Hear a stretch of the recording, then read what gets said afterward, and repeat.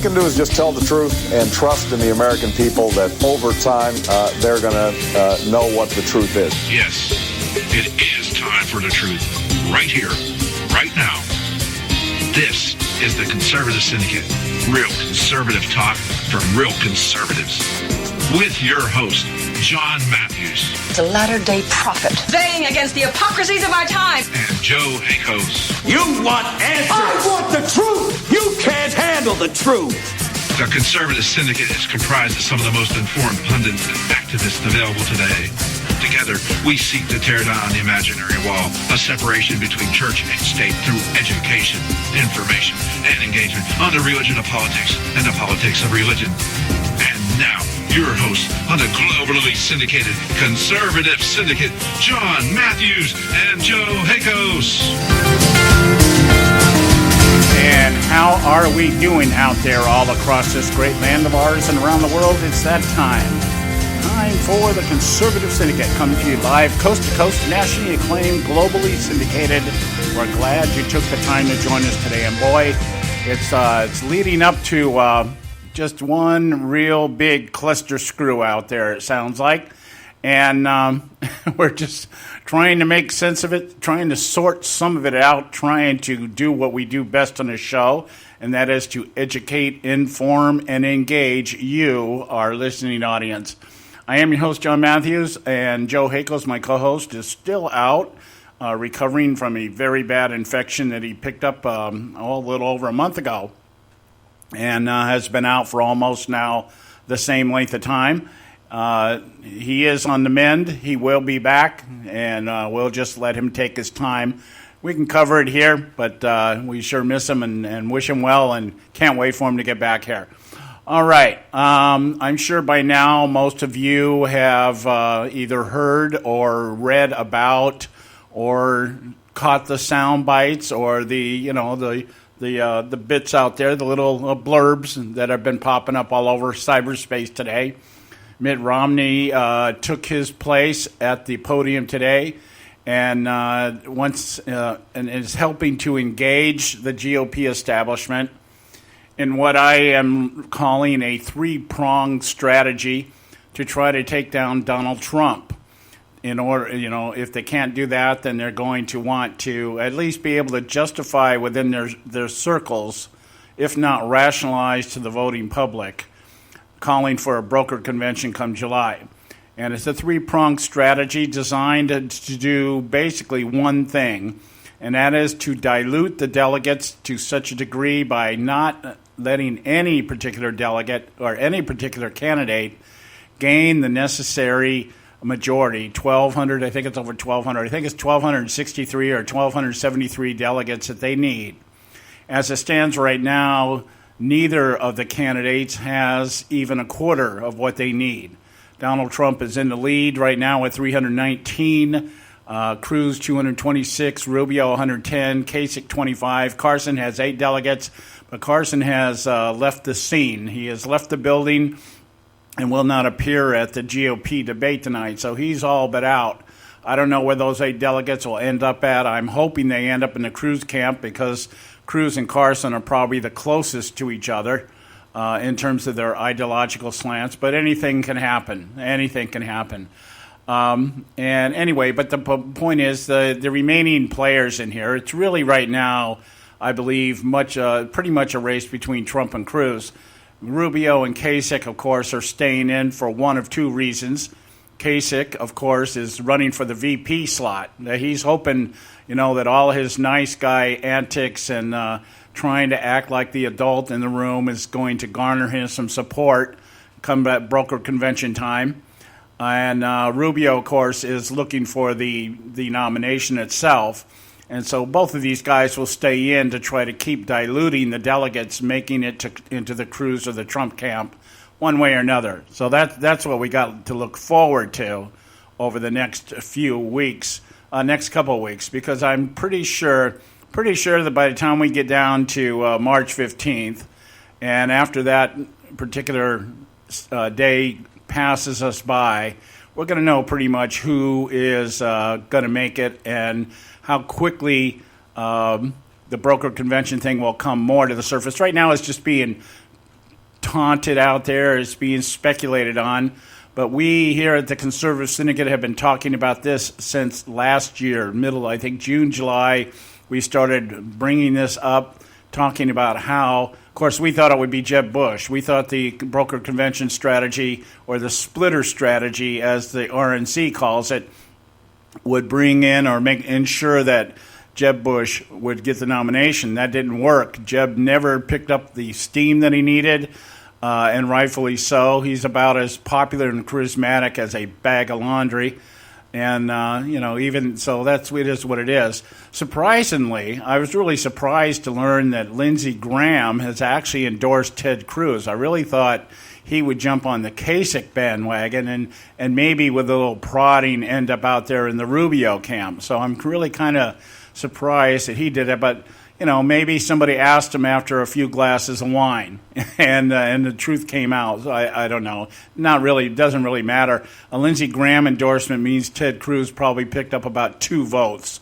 So that is what it is. But anyway, it's really interesting out here. Now, yesterday, we talked quite a bit about the Trump campaign.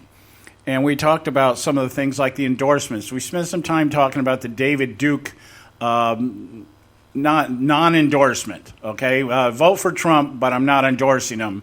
That's basically the way David Duke spun that because he likes Trump's immigration stance, that kind of thing. We talked about the presence of Chris Christie at Trump's press conference the other night. Trump did something very unique. Instead of getting out there and giving just this one, just a long rambling speech in which he just recounts everything over and over and over again like he always does, he actually took questions from the press corps, so that was kind of interesting. But the sight of Chris Christie standing in the background, looking very much like Joe Biden looks during a State of the Union message, kind of gave me the indication that maybe Christie made a deal with Trump for the VP slot on the ticket, or maybe even a Supreme Court appointment or something like that. There has to have been a political trade-off, because Christie came out today and said that his intention was to remain in office as governor until 2018, and then he was going to retire to private sector. That could, of course, change if Trump ends up going all the way and the GOP does not derail him, and we're actually left with a candidate that actually wins the nomination through the process. Not that I'm favoring that. I got to always preface his remarks because people will jump to the conclusion I'm a Trump supporter, which I'm not. But fair is fair. And if he plays the game the way he does and he wins the nomination, then so be it. That's the way it should be, and we'll just have to deal with that. The GOP establishment is on this course they're like kamikaze pilots now. I mean, sending Mitt Romney out there today, which we're going to talk about a little bit later also, as part of this 3-pronged strategy. And, of course, everything is relying on both sides, really.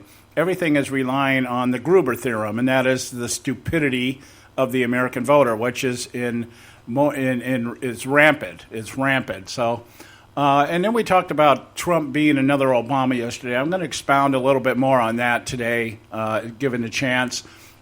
But I'm going to spend most of my time here talking about the GOP strategy that I've been talking about, this 3-pronged strategy I started mentioning yesterday. And with Mitt Romney coming out today and basically just trying to pull a Marco Rubio at the podium, I think it's worthy that we really spend some time talking about that. Now, we also have Karen Sigmund from Rage Against the Media scheduled to come on in our second hour, and we'll see if she gets through traffic. She comes on the show right after she gets off work, and she works in downtown L.A., so driving from there to her home sometimes gets her tied up in traffic. So we'll just hope for the best there. If not, we'll just do it on our own here. So that's kind of what we got lined up. Oh, yeah, the Clinton campaign. The news breaking on Clinton that the people that took care of her private server have been granted immunity for their testimony. That's very telling, and we'll talk about that also during the course of today's dialogue. So, but right now we got to do our first commercial for the day and pay some bills, and we'll be right back. You stay with us right here at the Conservative Syndicate. Don't go away. You can catch all our archives at the conservativesyndicate.net. The Conservative Syndicate. Real conservative talk from real conservatives. When our water heater broke down last month, it was a nightmare. It took 5 hours for the plumber to show up, and he charged us a couple of $100 just to come out. Then it cost another $1,800 to put in the new water heater. By the time it was all said and done, I felt like I'd been taken. But what else could I do? The smartest thing you can do is get a home warranty from American Residential Warranty. Their home warranties pay to repair or replace all your major appliances when they break, and they will break, and at the worst possible time. Call American Residential Warranty right now for free information on home warranties starting at just pennies a day. Don't wait for your refrigerator to stop running or your ceiling fans to stop turning. Call American Residential Warranty right now. Ask how you can save up to 50% on washer and dryer coverage. Just call 1-800-790-5960. That's 1-800-790-5960. Again, 1-800-790-5960. Call now. Prices are for base buildings only. May not be available in some areas.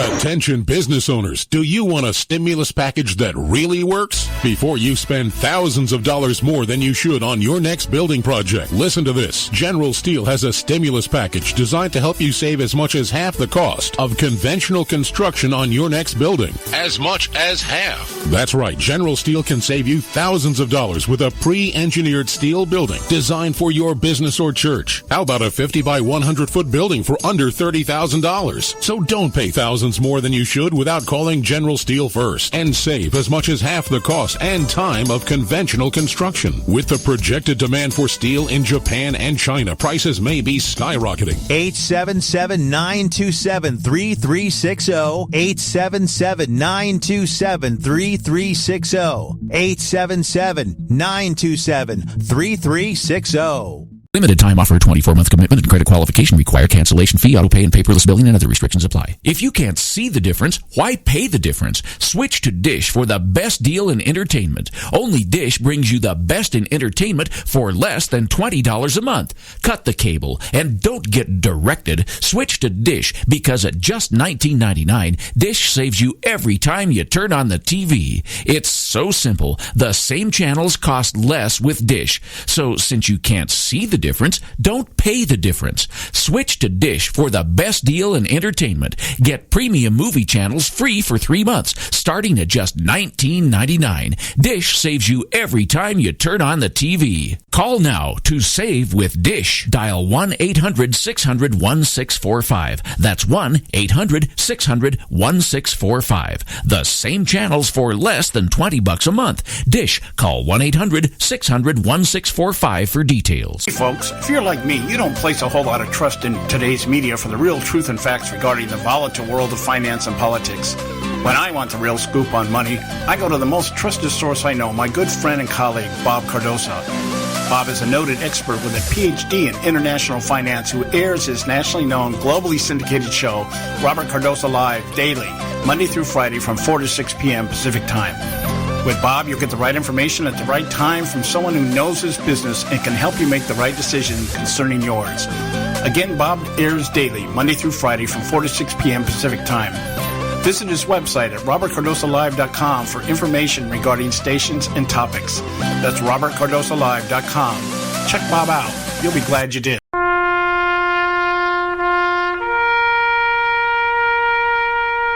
Read something recently worth thinking about. It's the soldier, not the campus organizer, who's given us freedom to demonstrate. It's the soldier, not the reporter, who's given us freedom of the press. It's the soldier, not the poet, who's given us freedom of speech. It's the soldier who serves under the flag, who defends the protesters' right to burn the flag. Isn't it time now to demonstrate that we support our troops? Were it not for the brave, there'd be no land of the free. Fred Thompson's message was brought to you by citizensunited.org.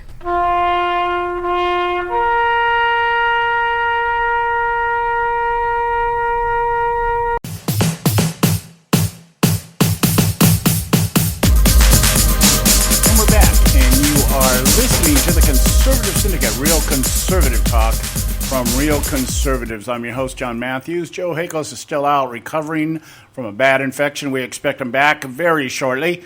And other than that, let's get into today's dialogue. You know, there's a couple of things out there that took place today, and then later on, of course, the GOP debate tonight. But there's a couple of things worth noting right away here. As most of you probably know by now, Mitt Romney was out today, both barrels blazing, and talking about how, you know, what a bad guy Trump is and this and the other, in spite of the fact that back in 2012, Romney praised Donald Trump after Trump endorsed him. He stayed at Trump's hotel, I guess, probably free, and gave a nice little dissertation on how good Donald Trump is with business and knows how to create jobs and is, you know, just a really good guy, a really intelligent man, knows what's going on, and how much Romney just loved and appreciated his endorsement. Today he comes out and tries to convince America that Donald Trump is a phony. Now, I don't disagree with what Mitt Romney is saying. I'll say that at the outset. There are things about Trump that I just find completely superficial. One is his claim of being a conservative. I will not ever accept that. I have just come to believe that Donald Trump is not a conservative. He is not a liberal. He is as he says himself, a businessman and a deal maker. He is exactly what he says he is. But that does not translate into any particular ideological slant one way or the other. What it does is it puts him in a position of a guy that will play both ends against the middle if it will benefit him personally. If it benefits and advances and promotes the Trump brand, then so be it. And Trump has even told us that. It's not. See, the thing is, Trump has not lied about who he was, other than saying he is a conservative when he's asked. But, you know, that in this day and age, your claim to an ideological brand is almost whatever you want it to be. You know, it's almost like people that want to tell us because they braid their hair that they're black. Yeah, I'm bleach blonde, I'm a natural blonde, born to Swedish parents, but I put my hair in cornrows and I deny my DNA, and I can say I'm black. We've had that happen. The leader of the Black Lives Matter movement tried to portray himself as black, and come to find out he's not black. He just kind of looks a little bit black. What about that other girl, Rachel Dolezal, the one that headed up the NAACP up in Oregon or Washington somewhere out there, and denied the fact that she was born to two white parents, denied it. And so, you can do that, I guess, in these days. So you can call yourself a conservative if you believe in abortion and same-sex marriage. You can call yourself a Christian if you believe in abortion and same-sex marriage. Yeah, what's the big deal? It's everything about how I perceive. It's exalting myself above the terms and conditions established by the one who created me. What's the big deal? I'm not hurting anybody. It's the way I think. You got to respect who I am. You got to respect what I believe. It doesn't matter whether it's truth or lies or deceit. It doesn't matter. So, okay, given that, Trump says he's a conservative. All right, so what? But this whole idea of him being up above board about everything, well, he actually has been. What it is that people hear what he's saying, and it processes for some reason through the anger filter now, not the reason filter. It doesn't come in your head and you reason it out and you put it up against empirical evidence and say, well, gee, he supported Democrats his whole life. And there was a time back in the 80s and 90s where he admitted he was a Democrat. But he's also said, hey, I play both sides here. I give these politicians money, I write them checks, and they do what I want. And then yet tell us he's not a politician. See, but Trump has lied about who he is, but he's never lied about what he's done. And so it's the Gruber theorem, the stupidity of the American voter. If you don't want to look at what he's done and be able to reason that out, that he's not who he says he is, well, that's you have the right to be wrong. You have the right to be stupid. You can do what you want. You're an American. You get to vote the way you want. And, God help us if what happens, what looks like is going to happen, happens. If we get a Trump or a Clinton in the White House, 2 New Yorkers that half the country hate. We're right back where we started with Obama. We got politically divided right down the middle, and the division will just continue. The rhetoric will just continue. The vitriol will continue. The anger and the hatred, and we'll just run down that course of judgment where we just eventually just kill ourselves and destroy ourselves. So, I'm just saying that because it's something it's very real. It's a very real deal. But I want to address something here. Romney's speech today was supposed to rally the establishment troops. It's supposed to hit the base out there. And the Republican base, I don't know if the idea was to reinvigorate them, to, say, hey, all is not lost. We're aware of what's going on out there. You people that were out there were probably supporting Jeb Bush and currently now supporting Marco Rubio, maybe, if you think he is the establishment guy, or you Kasich lovers, whatever, whatever combination there is out there. And you think that, okay, this is what Romney came out to do. He basically came out to say, okay, we're mad as hell and we're not going to take it anymore. And so anyway, but by doing that, really, I think all Romney did was solidify the movement for Trump. I think Trump will benefit from Romney coming out and bashing him. And I would just about bet and this is going to be pitched at Trump tonight. There's no doubt about it. He'll probably come more. I mean, Trump is in for it tonight. And again, I'm not supporting the guy. I have no sympathy for him. He's not somebody I want to see run. But the process is the process. And if we just really come to this point where we're saying, whatever it takes to keep the candidate that we don't want running, then we have become no better. In fact, we've become worse than the ones that we sit here and criticize, and that would be the people on the left. The people on the left who created superdelegates for the sole purpose of disenfranchising the voters that they say they're so worried about not being able to vote. This big thing about, the Republicans are trying to suppress the vote. When in fact the vote doesn't mean anything to the Democrats because they have superdelegates to ensure that they get the person they want. Their establishment was smart and said, okay, well, we're going to create a whole different force of delegate, a whole different type of delegate. And these delegates are going to be bought and paid for. And they're going to outnumber the regular delegates that we award during the voting or the primary process to make sure, in the words of Debbie Wasserman Schultz, to make sure that no activists ever rise to the top and that party officials never have to deal with this. The Republicans didn't do that. And that's to our credit. That's to our credit that we said, no, the primary process is set up. The voters vote, the delegates are delegated, and the nomination is made. Of course, the RNC tried their version and has been trying their version by altering how the delegates are delegated and then setting minimums in 8 of the states, 50% or more in 8 states, or none of the delegates matter.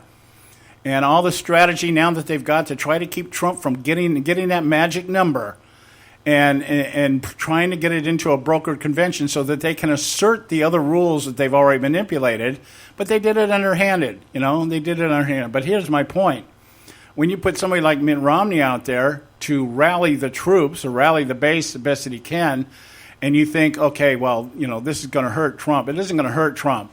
It's going to incite the people that are out there already, and it's going to invigorate them to make sure that they get to the polls, and it's going to work to the GOP's disadvantage. Mitt Romney today could have been a kamikaze pilot, man. They put him in the fuselage of the airplane, and they welded the cockpit shut, and he flew that thing right off the deck, never to be seen again in the eyes of anybody that ever respected him, unless, of course, you're an idiot like he is. Now, I am saying that to say this, because one of the things that is being played out there, one of the things that's being played out there by the media has their hands in this also, and we know that, okay, is the idea that what you're going to do, see, Trump is attracting people beyond the ideological, theological, and cultural boundaries by which our primary and election process has been for a large, huge amount of time, probably as far back as Theodore Roosevelt. I mean, in recent times, Ross Perot came close to pulling it off. But Theodore Roosevelt actually did pull it off and was actually elected as president after leaving the Republican Party and became an independent and was elected president. So he was able to pull it off. Much smaller population. People were much more in line with the ideological slants. Theodore Roosevelt played both sides beautifully, magnificently, and was able to do what right now Trump is doing, and that is getting people to cross over. The Republicans don't see this. What they see it is the base has gone bad. That conservative, radical conservative faction has gone bad, and they've poisoned the well.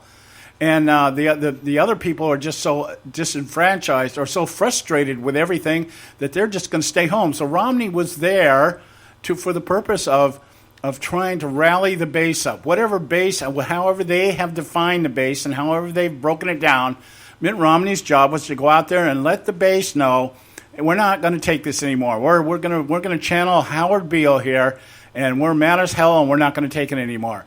Well, I'm sorry, but that's already been channeled. The anger has already been channeled, and to go out there basically now and to call Trump supporters ignorant and suckers, as Mitt Romney did today, he just basically, I bet you Trump picks up 3 points in the polls, the national polls, over the course of the next 24 hours, just because of that. And here's the other thing that you really have to pay attention to. This is what's really, really the dynamic here.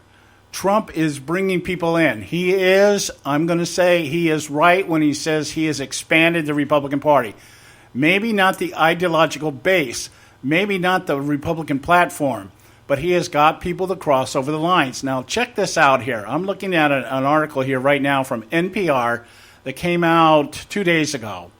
And they were talking about the voter turnout in Super Tuesday. 8.5 million Republicans turned out to vote in the 11 Super Tuesday states. 8.5 million, okay? Far more than the last time the Republicans picked a nominee, which was 2012. In those same 11 states, only 4.7 million people turned out. So you say, wow, man, it's energy. Now, this is double the number of Republicans that went to the poll. Now, do you think they all went to vote for Marco Rubio or John Kasich or maybe even Ted Cruz? No, they went and voted for Trump. That's the problem. See, that's the problem. It is a problem, but it is the dynamic that we have to look at. Trump has got people off the couch and voting. 8.5 million Republicans. Now, in some of these states, they're open primaries. That means that out of those, in those open primary states, those people that voted Republican, not all of them were Republicans. There were Democrats and there were independents. There were probably libertarians in there somewhere. Okay, so what happened is we had people migrating away from the parties that they normally would vote for, or the parties that they normally represent, and coming into the Republican Party for the purpose of voting for Donald Trump. Now, you think Mitt Romney going out there and telling people that they're suckers is going to work for the GOP?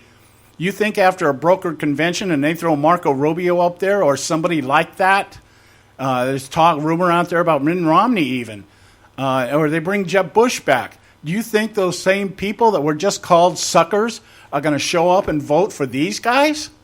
It ain't going to happen. And plus, that will be a closed, well, no, the general election will be open election, but they're not going to vote. They're not going to vote at all. They're not going to go back to Hillary. They're just not going to vote at all.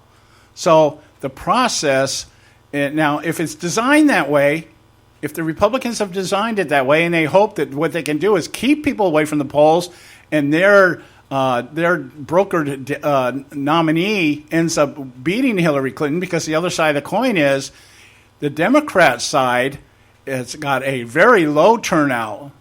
They're not turning out on the Democrat side. In fact, I heard one pundit today say the numbers were flipped. The number of people that showed up to vote for Barack Obama in 2008 is the number that the Republicans had today, on vice versa. The people that showed up in 2008 to vote for Mitt Romney didn't show up, or John McCain didn't show up. Or how do I put that? The number of Republicans in 2008 was about 4.5 million. The number of Democrats in these primaries in the same Super Tuesday in 2008 was over 8 million. So the numbers flipped. So what Mitt Romney did today was the establishment has completely forgotten, or they're not recognizing, or they're denying that they don't even know who's voting anymore. And they don't know why they're voting.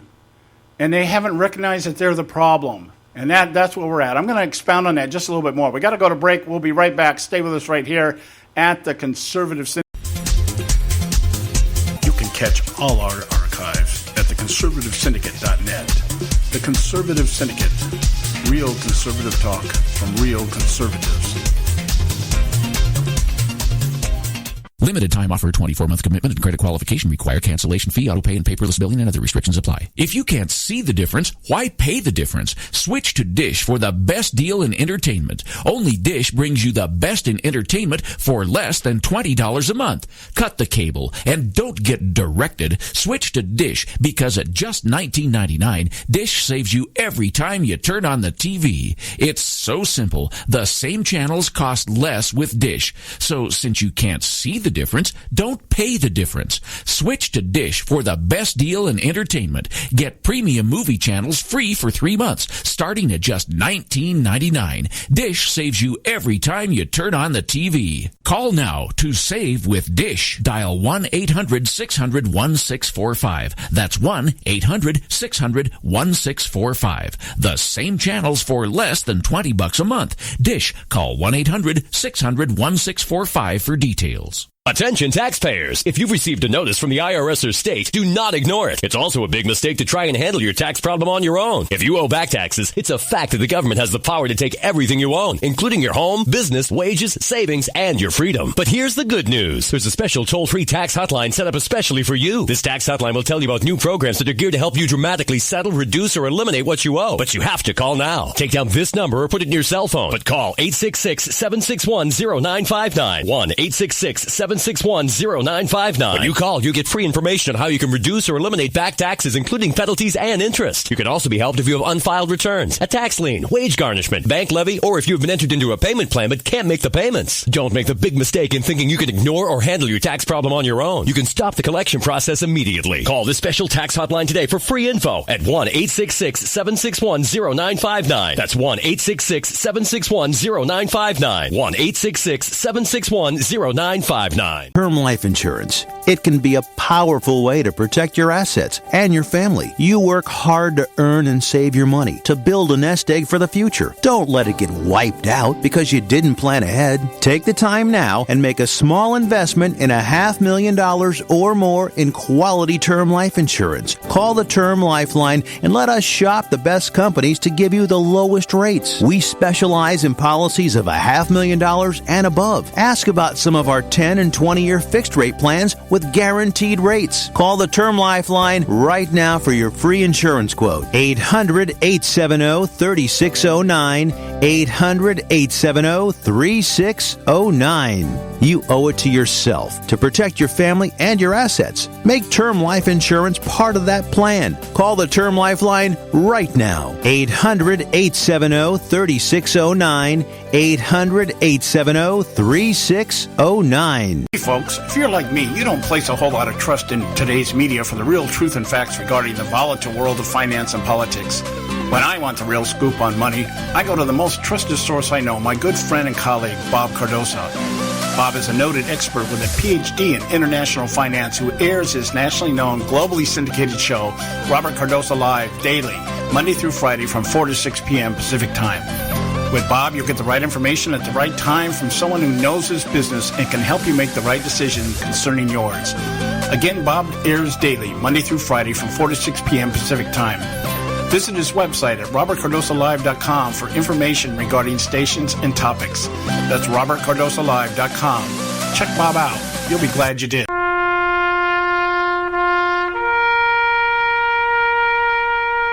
Read something recently worth thinking about. It's the soldier, not the campus organizer, who's given us freedom to demonstrate. It's the soldier, not the reporter, who's given us freedom of the press. It's the soldier, not the poet, who's given us freedom of speech. It's the soldier who serves under the flag, who defends the protesters' right to burn the flag. Isn't it time now to demonstrate that we support our troops? Were it not for the brave, there'd be no land of the free. Fred Thompson's message was brought to you by citizensunited.org.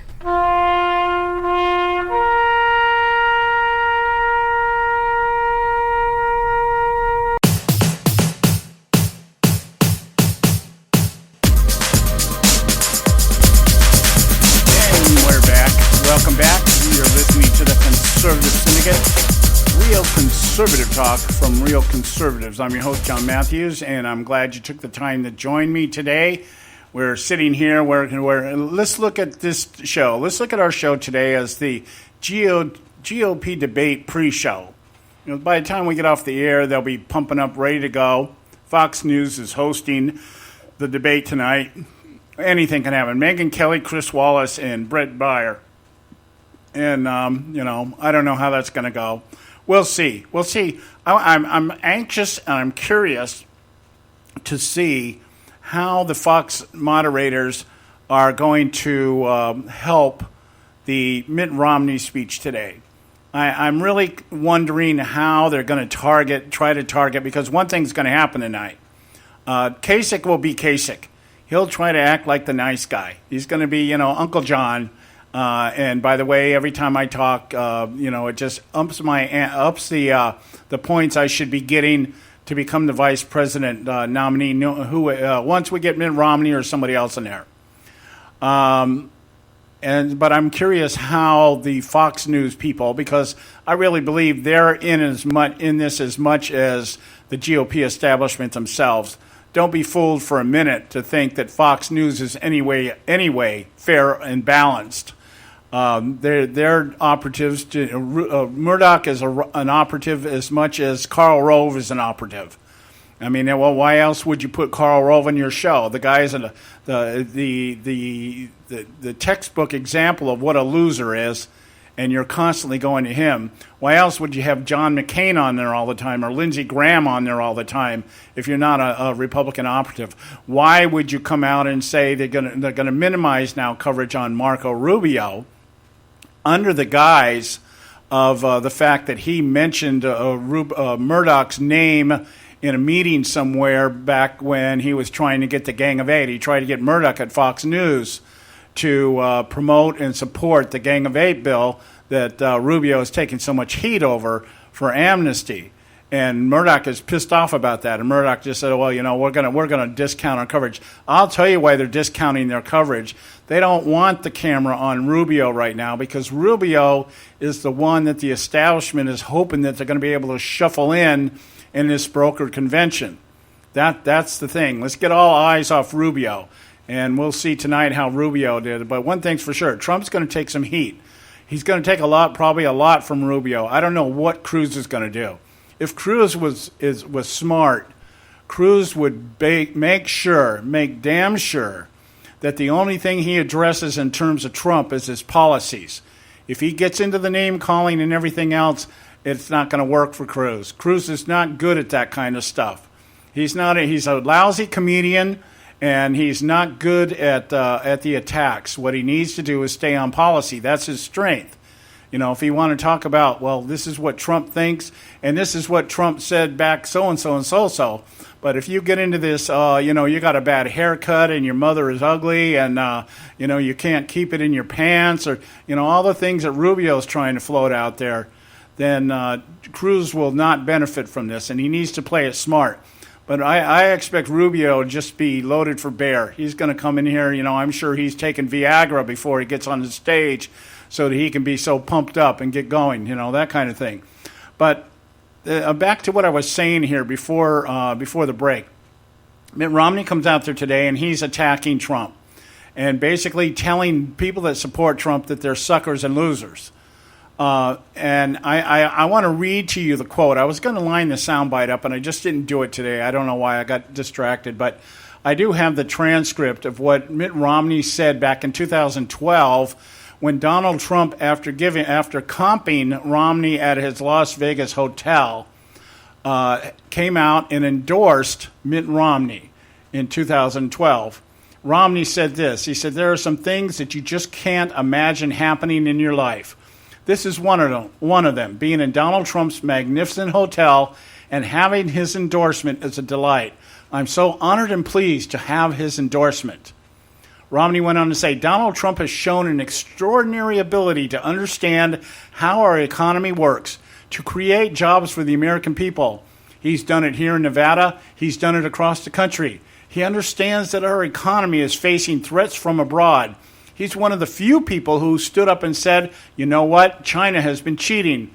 They've taken jobs from America. They haven't played fair. We have to have a president who stands up to cheaters.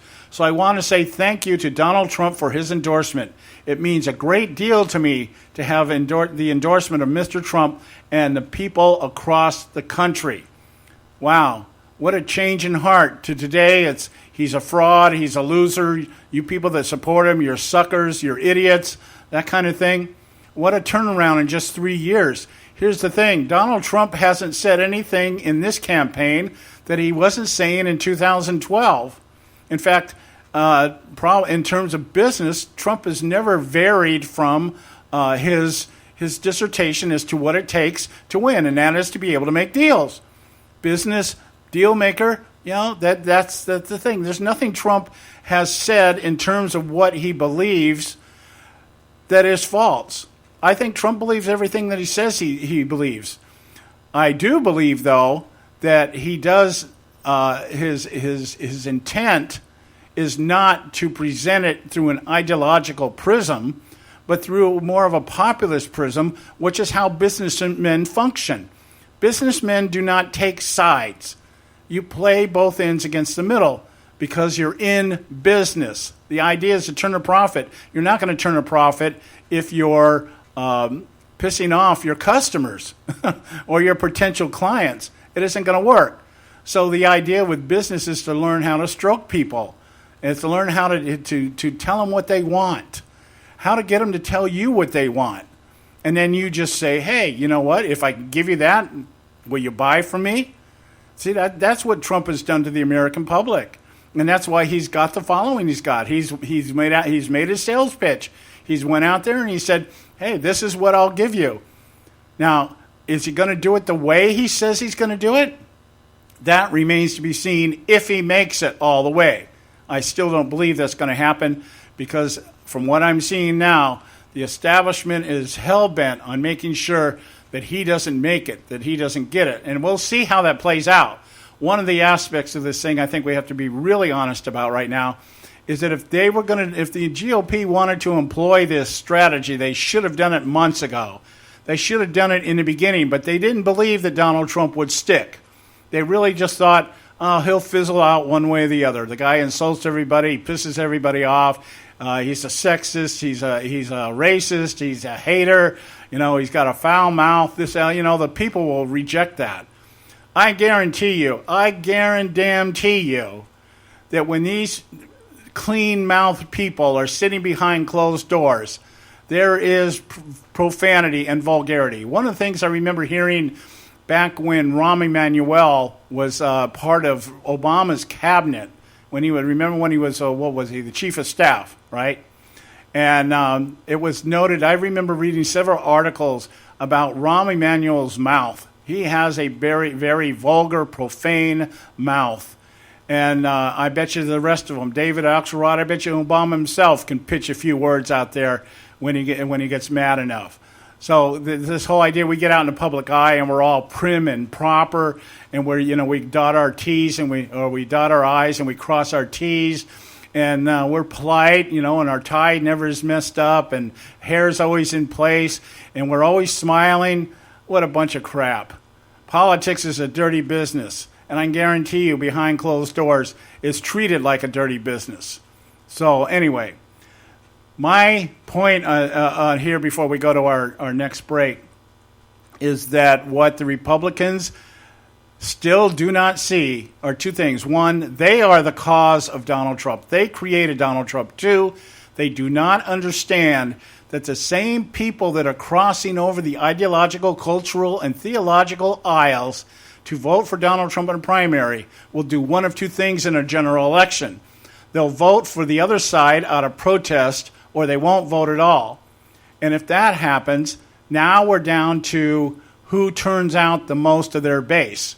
And in that situation, I think the Democrats will trump us, if I can use that play on words there, because the Democrat base are the ones that still think the government is going to give them everything, that America is the land of free stuff. So we're going to go to a break. When we come back, we'll continue here at the Conservative Syndicate. Don't go away. You can catch all our archives at theconservativesyndicate.net. The Conservative Syndicate. Real conservative talk from real conservatives. Prices are for base buildings only. May not be available in some areas.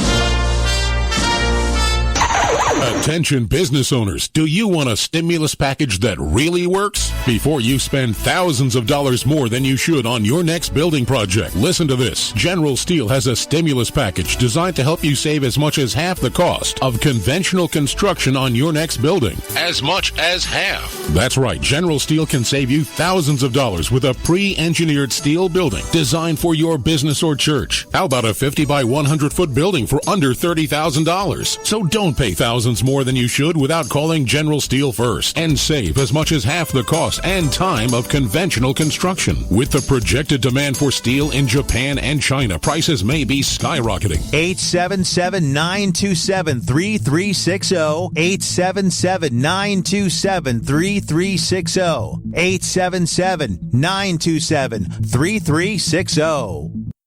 Hey folks, if you're like me, you don't place a whole lot of trust in today's media for the real truth and facts regarding the volatile world of finance and politics. When I want the real scoop on money, I go to the most trusted source I know, my good friend and colleague, Bob Cardoso. Bob is a noted expert with a PhD in international finance who airs his nationally known, globally syndicated show, Robert Cardoso Live, daily, Monday through Friday from 4 to 6 p.m. Pacific Time. With Bob, you'll get the right information at the right time from someone who knows his business and can help you make the right decision concerning yours. Again, Bob airs daily, Monday through Friday from 4 to 6 p.m. Pacific Time. Visit his website at robertcardosolive.com for information regarding stations and topics. That's robertcardosolive.com. Check Bob out. You'll be glad you did.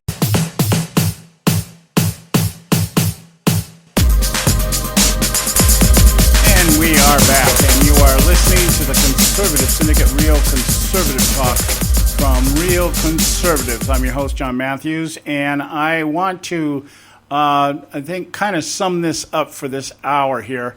We'll get more into it when Karen Sigmund from Rage Against the Media joins us next hour. Just a couple more little preliminary points here that I want to make. Now, let's see here. Okay, let's see. Let's get back to my talking points here. I shared this with you yesterday, and I want to share just a part of it with you again, because I was just talking before the break about the prim and proper appearance or the presentation that we normally hear from politicians. And in this case, right now, the Republican Party, they're trying so hard to look prim and proper and upstanding, and and they're just out there trying to do their job and represent the people that elected them and everything else. It's an election year, so everybody's nice and everybody's smiling and baby kissing, all that stuff. The article I shared with you yesterday by Politico, written by Jake Sherman, Anna Palmer, and John Bresnahan, it says here, and just to read the first couple of paragraphs here, just to get you back into the groove here. It says, in the era of Donald Trump, they see themselves as the steadfast guardians of the Republican creed. House Speaker Paul Ryan and Senate Majority Leader Mitch McConnell have an almost impossible political task as the real estate mogul steamrolls to the nomination, strategically distancing themselves from the Republican standard-bearer, keeping a close watch on their party's brand, all the while trying to keep Congress in GOP hands in November. And what that means is they're trying to keep their jobs while trying to get rid of the person that they think is a threat to their job. The rules of engagement have been blurry from the start. Ryan and McConnell mostly held their fire after Trump hurled insults at television personalities, the handicapped, popular statewide officials, and war heroes. of course, John McCain there, but with their congressional majorities on the line. See, now we're back to the bottom line here. The GOP leaders' election season role is becoming clearer. They feel compelled to speak up when they believe the New York billionaire is perverting what it means to be a Republican. Now, perhaps Donald Trump is perverting what it means to be a Republican, but the establishment has been perverting what it means to be a Republican for at least 10 years that I can think of, and probably even longer than that. And that is the idea that what it is to govern is to compromise principle for the sake of maintaining some type of power base. I've never been able to get my head wrapped around the paradox is that you have the power, but you don't use it to do anything but to preserve who you are. That's like you're playing not to lose rather than to win. It's like saying that your defense is always going to be what wins the games for you, and the offense doesn't have to even take the field. That is how the Republicans have been governing for at least the last 10 years, if not longer. We just, it was more hidden when George Bush was in the White House because there wasn't anything really to do outside of just protect our borders. Everything was about the borders. Everything was about Iraq. It wasn't about ISIS. It wasn't about the economy. Yeah, it was all setting up and was coming down the pipe. The housing, the subprime lending explosion that killed the housing market, which led to the recession. All that was there. All of it was recognized. All of it was even spoken about. But nothing was done with it because it wasn't necessary. Everything looked proper on the surface. The packaging was clean, and there was no reason to mess with it. It was working. The stock market was climbing. People were making money. Everybody was happy. We were all sedated into thinking that, everything. It's good times here. It's good times. And then the subprime bubble, actually initiated by the Democrats at the outset, or shortly about halfway through the primary process back in 2008, when Obama really wasn't doing that well. John McCain and him were neck and neck. And all of a sudden, remember one day, I don't know if you remember it, I remember it, Chuck Schumer gets up there and suggests or insinuates or implies that there's something amiss in the housing market, that there's some prime lending things that have been going on, the guaranteeing of loans with Fannie Mae and Fannie Mae and Freddie Mac, and that there was going to be a run on the banks. Because it was going to explode. There was something wrong out there. There was too much money being floated out there for bad mortgages, bad loans, and it was going to cause a run on the bank. And within 48 hours, we were in a recession. How did that come about? Well, it came about because neither Reagan nor George Bush Jr. or George Bush Sr. did anything about what they knew what was out there. They knew back as far as Reagan. The subprime lending situation was a bad deal. That was brought in by Jimmy Carter through the Reinvestment Act. Fannie Mae and Freddie Mac were going to guarantee loans for subprime lending to people so that we can make sure that even people that couldn't afford to pay a mortgage had access to buying a home. Jimmy Carter did it, and Reagan saw it, was going to do something about it, but didn't. Clinton expanded on it. George Bush Sr. before Clinton came in office. No, I'm sorry. Excuse me. Reagan did nothing about it. George Bush Sr. did nothing about it. Clinton came in and expanded on it, made it even bigger. And by the time George Bush Jr. came in and recognized and said, we got to do something about it, Congress, who didn't want to govern at that time, you got to remember, we were looking at a Democrat majority in Congress, did not want to do it, did not want to stop what was going on, wanted the government to pay for everything, and it exploded. It was set up by Jimmy Carter. I'm sure when Jimmy Carter set it up, his intentions were good. But when you put Clinton, somebody like Clinton and Barney Frank and Chris Dodd and these crooks that were out there, Jimmy Johnson, the guy that was running Freddie Mac, him and Clinton were buddies. They were in this together. They knew what was going on. And poor W comes in there, and he can't do anything because by now Congress is all the fat cow. The cash cow is there. Let's not mess with it, man. We've got the economy looking like it's actually doing something. Boom, it explodes, and it explodes timely. It exploded as a political strategy to bring Barack Obama to the forefront because he already had a plan. And what was that plan? Wealth redistribution. Let's bring all this money in. What do they call that thing? I forget what that was called. TARP, all that other stuff. Okay? That all came about.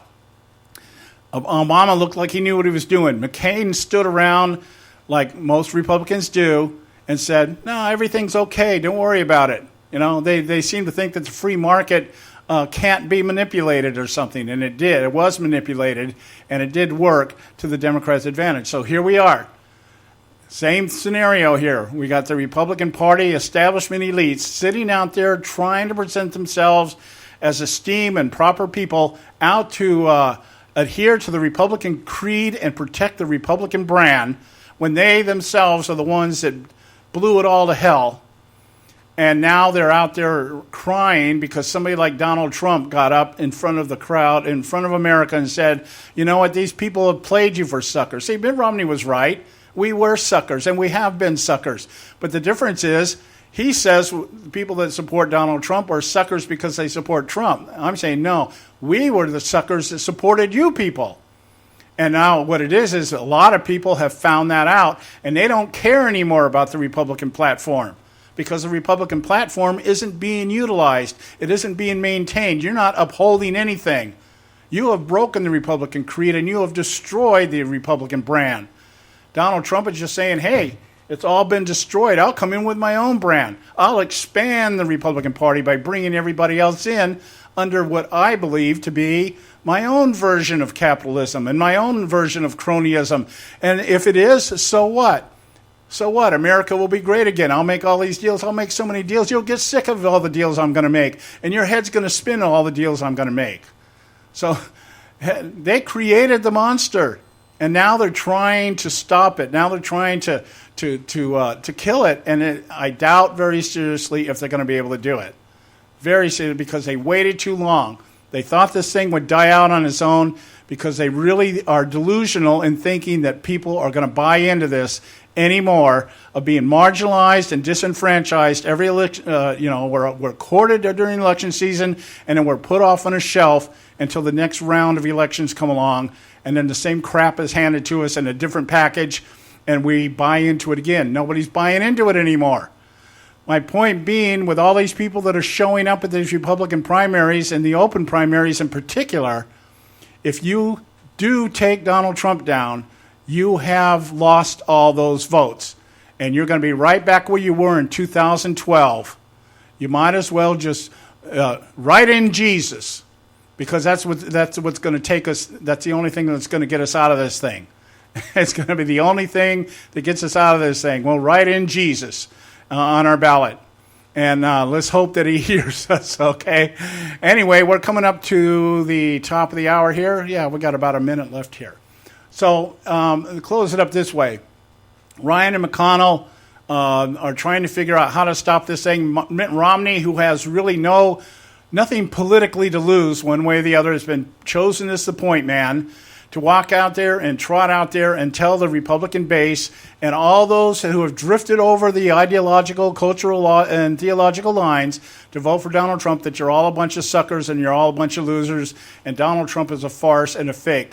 If anybody recognizes a farce and a fake, it would be Mitt Romney and the Republican GOP elitists. So we got to go to a break right now. It's top of the hour. Ronald Edwards, the Ron Edwards Notebook, and then we'll pay some bills. And Karen Sigmund from Rage Against the Media will be back with us, or will be with us the next hour. We'll be right back. American students are right to be sick and tired of the two-headed monster political system of today. But they must learn before it's too late that neither Bernie, Hillary, or Rubio are good alternatives. Hello, I'm Ron Edwards. On today's page from the Edwards Notebook, young people are going out in droves to get involved in or to openly show their disapproval with what they consider to be the status quo political and economic system in America.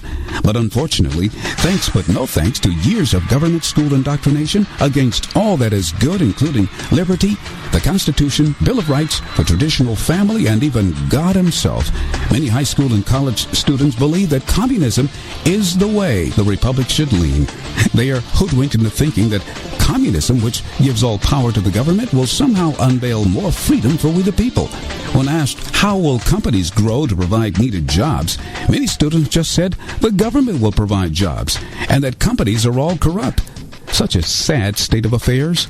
And to add insult to injury, America's government school system is the most expensive self-destructive operation of any nation throughout history. However, I am inclined to believe that America will soon witness a positive reversal of this madness as providential wisdom returns to the United States of America. I'm Ron Edwards. Blowing away the myths and revealing the truth. You can continue to blow away the myths with Ron Edwards on Facebook, Twitter, and theronedwards.com. You can catch all our archives at theconservativesyndicate.net. The Conservative Syndicate. Real conservative talk from real conservatives.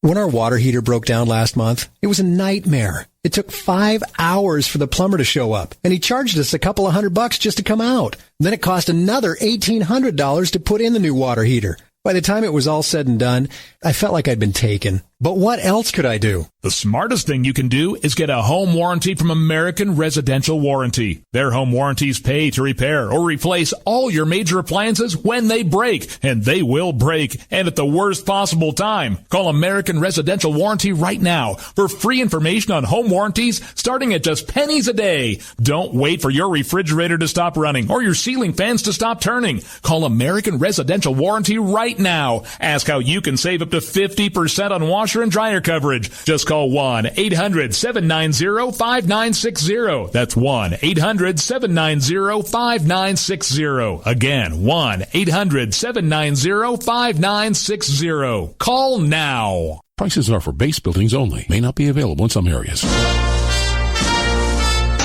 Attention business owners, do you want a stimulus package that really works? Before you spend thousands of dollars more than you should on your next building project, listen to this. General Steel has a stimulus package designed to help you save as much as half the cost of conventional construction on your next building. As much as half. That's right, General Steel can save you thousands of dollars with a pre-engineered steel building designed for your business or church. How about a 50 by 100 foot building for under $30,000? So don't pay thousands more than you should without calling General Steel first and save as much as half the cost and time of conventional construction. With the projected demand for steel in Japan and China, prices may be skyrocketing. 877-927-3360. 877-927-3360. 877-927-3360. Folks, if you're like me, you don't place a whole lot of trust in today's media for the real truth and facts regarding the volatile world of finance and politics.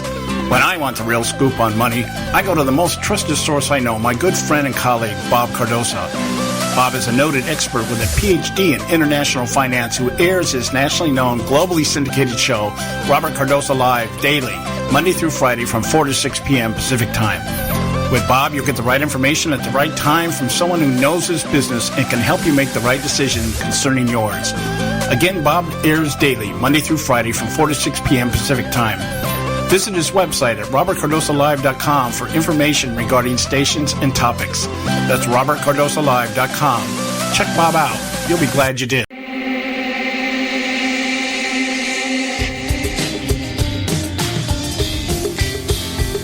Hey, all you can do is just tell the truth and trust in the American people that over time they're going to know what the truth is. Yes, it is time for the truth. Right here, right now.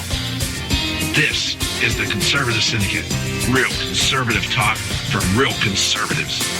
With your host, John Matthews. The latter-day prophet. Vying against the hypocrisies of our time. And Joe Akos. You want answers. I want the truth. You can't handle the truth. The conservative syndicate is comprised of some of the most informed pundits and activists available today. Together, we seek to tear down the imaginary wall, a separation between church and state through education, information, and engagement on the religion of politics and the politics of religion. And now, your host on the globally syndicated Conservative Syndicate, John Matthews and Joe Hakos. We are back. Welcome back. Hour 2 right here at the Conservative Syndicate. Real conservative talk from real conservatives. And I hope you got something out of that first hour. The strategy that the GOP establishment is employing is in full display. It's being little bit by little bit. You know, this strategy actually started at the last debate. And that's one of the things that I think you're going to see even more tonight. You're going to see it displayed a little bit better tonight, or a little bit more clearly tonight. But I believe it started the last debate. And I believe it went down something like this. The claim with as far as Marco Rubio has been, up until Super Tuesday, is that he is placed in most of the primaries and caucuses up till Tuesday. He had placed usually in the third slot, second, third, fourth slot, depending on what state they were talking about. He was pretty close to whatever Ted Cruz was getting. You know, they were kind of back and forth. And so everybody was saying, okay, it's a three-man race. But the whole thing changed when it came out and the media started playing this mantra that, you know, well, Rubio, you have to win somewhere if you're going to actually end up winning the nomination. To keep finishing second, third, or fourth is not going to help. And something's got to change here. And the establishment at that point, you know, we got through 4 primaries and caucuses, and the establishment saying, you know, this doesn't look good. Our guy's he's not there. You know, Jeb is gone. Kasich is an imbecile. Rubio's about the closest thing we're going to get to a Jeb Bush. So, you know, we got to start doing something here. Fox News began to give Rubio an exorbitant amount of time on their shows between Bill Riley and Hannity and Megyn Kelly. And so what happens is Super Tuesday comes, or the debate pops up, you know, just before Super Tuesday, and somebody told Rubio, you need to be the junkyard dog. You need to get out there and you need to chew at this man's feet. You need to do whatever you need to do. You need to get under his skin. You need to get him to melt down or something. Something's got to give here. We got to get something that we can use to be able to take Trump down. And so, and Rubio probably like, well, okay, well, what are you going to do for me? Well, look, it doesn't look like you're going to win too many delegates. So why don't we do this? If we can dilute the vote and we can make sure that Trump doesn't gain the majority of the delegates out there, so that we can institute the rule number 40 change of 8 states, 50% or more in 8 states to be able to claim any delegates, or if we can dilute the delegate count by keeping you and Kasich in the race, and you can just continue to just stay neck and neck with Cruz, if nothing else, and we can dilute these delegates to the point where at the end of the game, nobody's got enough delegates to win. Well, we can go to a brokered convention, and then we'll put you up there. Rubio, Marco, you'll be our guy. You'll be our guy. I think that was what was whispered in his ear. And so he did. He came out as a watchdog, or the attack dog, and, had some funny lines. I mean, there was some stuff he said very comparable to something I'd hear from Donald Trump. Thank God Ted Cruz didn't employ a lot of stuff, because Ted Cruz he's got no humor. Ted Cruz is a nice guy. He's my guy. He's a guy I would like to see make it. I think he's the only guy that can stop the bleeding. But he's got no humor about him. He doesn't know how to time a joke. He doesn't know how to use body language or anything. He just, he'll recite the joke, but it's not really that funny because there's nothing in it. There's no, I don't know what you call it. It's just not there. It's not a punchline because it doesn't punch, that kind of thing. So anyway, I think tonight that's what we're going to see. Rubio is going to be, he's the kamikaze pilot, welded into the cockpit with Mitt Romney. Mitt Romney went out there today, nothing politically to lose. Mitt Romney is it's going to be like Jimmy Carter. He's going to be the failure that everybody goes to for advice. That's what happens. These guys, they crash and burn, and they become experts, or they become the people that the talking heads like Fox News go to ask for advice. I mean, they're still asking Karl Rove to tell us who's going to win. This guy hasn't got it right in at least 2 election cycles.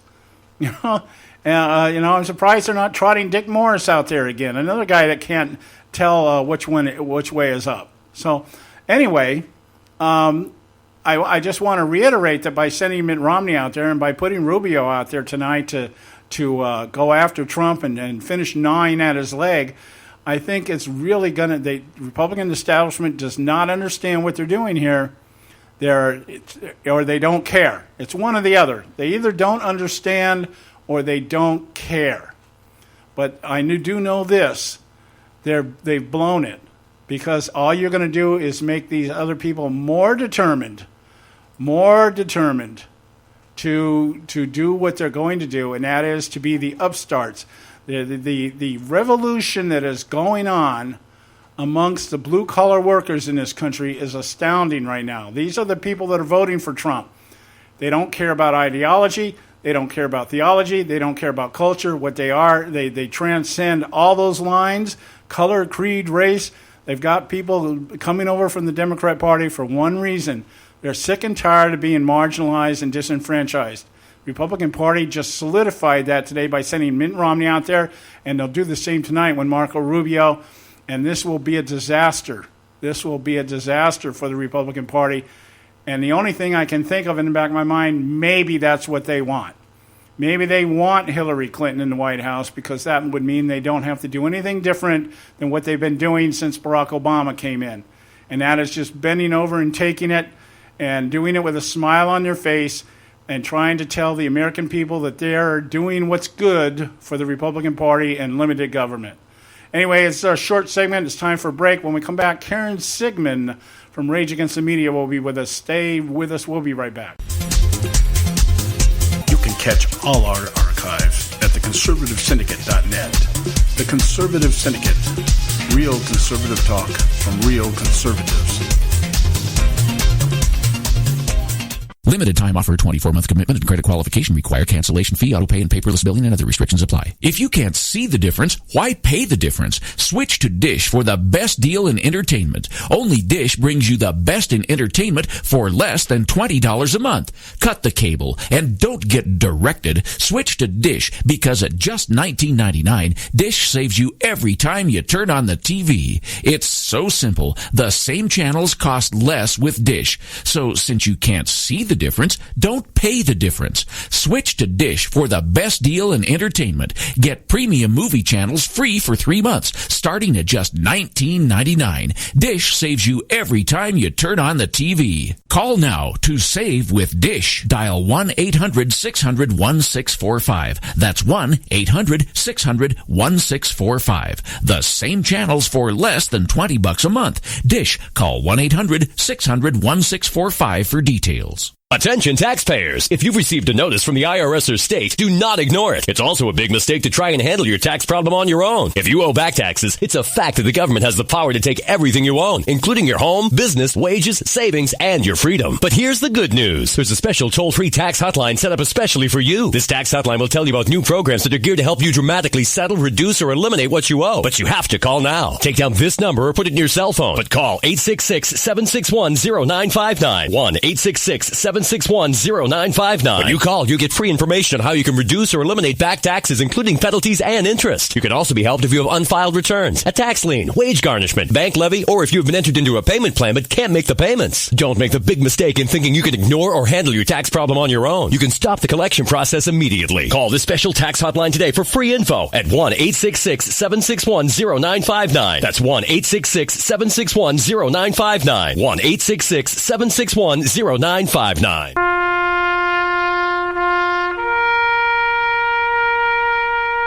Read something recently worth thinking about. It's the soldier, not the campus organizer, who's given us freedom to demonstrate. It's the soldier, not the reporter, who's given us freedom of the press. It's the soldier, not the poet, who's given us freedom of speech.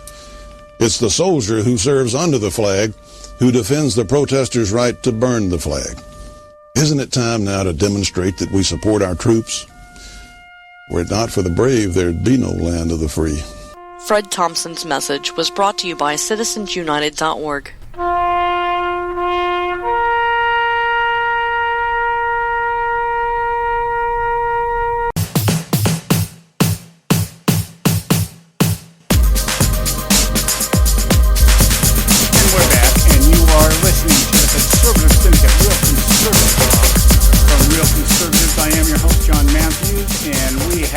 Right now, our senior conservative panel contributor, Karen Sigmund from Rage Against the Media. How are you doing tonight, my dear? I'm wonderful. Thank you. Thank you. How are you doing? Did you get all your writing done? I am so totally pumped right now because there is so much going on, and I think we're something's about ready to explode one way or the other here in this primary season. And I don't have the slightest clue which way it's going to go. So it's kind of really pumped me up here because what I think what's exciting, there's part of me that's really excited, part of me that's really, I'm going to say tepid because, everything that we have been talking about in the show for at least the last 6 months, everything about brokered conventions, about strategies on both sides of the aisle, about Hillary Clinton, all this stuff is coming to fruition. And it's amazing to me that just now it seems like some of the mainstream pundits like Limbaugh and Hannity and even Megyn Kelly are finally caught up with us.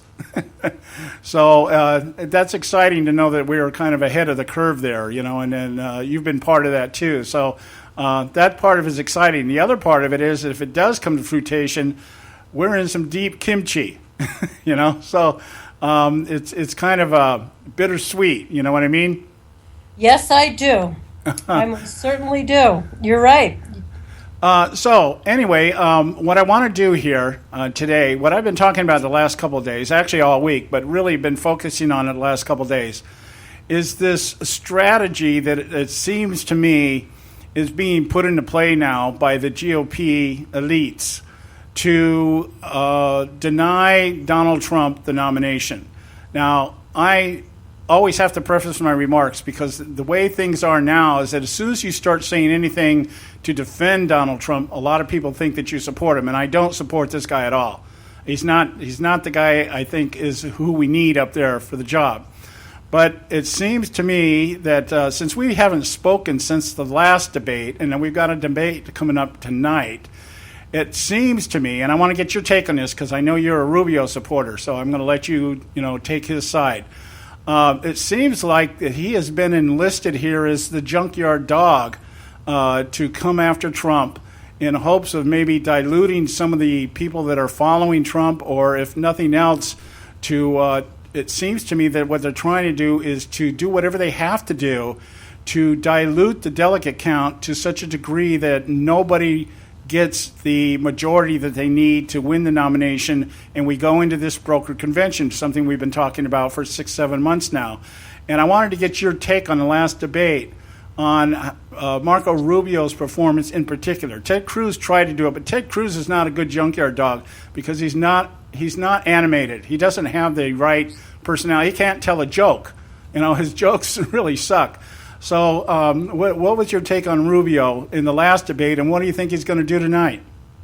Well, first let me say, when you say he was enlisted to do this, that makes him sound like a pawn, and I absolutely do not see him as a pawn. I think he realized, as we all have, I'm not a nasty person, but I'm feeling like I have to do what I can to make sure it's not Trump. I am appalled. I am so appalled I'm not even sleeping anymore at the idea of Donald Trump being the Republican Party nominee for the office of presidency of the United States of America. I find this, in all my adult life, this is about the most insane thing I could have imagined. That Obama became president is one thing, but hey, it's the left, and we fell down and didn't support our guy to the extent that we should have. Shame on us. and shame on Democrats. But this, the embracing of this man but he still has yet to get 50% of the vote anywhere. Right. So, is he the runaway favorite? Absolutely not. The idea that he is the popular choice is absolutely not the case.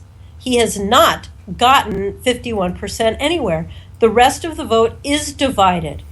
That we have, Carson, is he out? Is he in? Who the heck knows anymore? But he needs to go. He needs to make very clear that he's gone. Kasich also needs to be very clear that he's gone. If it's Trump versus a brokered convention, I am so all in for a brokered convention.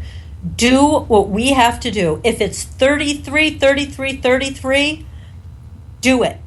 If it's right, you need a majority of delegates to be the nominee. If there are ways we can ensure he not get the majority, absolutely. And I'm not speaking just as a voter. I am speaking as someone who has dedicated myself to volunteering for the Republican Party to ensure that Republicans get elected. The idea of anybody asking me to go door to door and asking people to support this man who has demonstrated nothing but continued and deliberate ignorance, continued and deliberate megalomania, continued and deliberate vulgarity, continued and deliberate going against almost everything I believe in. Okay, he appears to be at the moment pro-Second Amendment. Hooray. He wants to destroy the media. Just the list is too long to name. But for anybody to ask me to stand up and do what I can to get this man elected, absolutely not. And I'll tell you what, for years, we all, me included, me maybe as at the forefront of a lot of this, have been advocating to people to come out of our shell and advocate for republicanism, for conservatism. It's what works.